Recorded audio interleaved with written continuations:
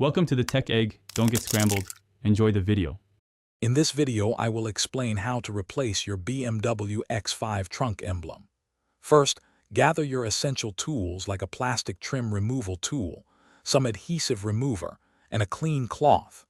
It's crucial to ensure your vehicle's trunk surface is completely clean and dry before you begin. Also, make sure you have the correct new BMW X5 trunk emblem, specifically designed for your model, ready for installation. Now, let's remove the old emblem. Carefully use your plastic trim removal tool to gently pry around the edges of the existing emblem. If the adhesive is stubborn, a hairdryer can help.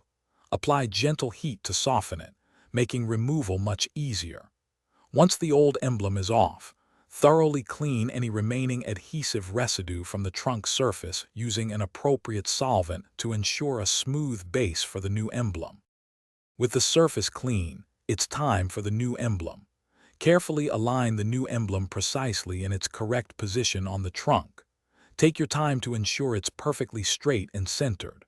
Once aligned, press the emblem firmly onto the surface, applying even pressure to ensure strong and lasting adhesion. For best results, allow the adhesive to cure for at least 24 hours before washing your vehicle.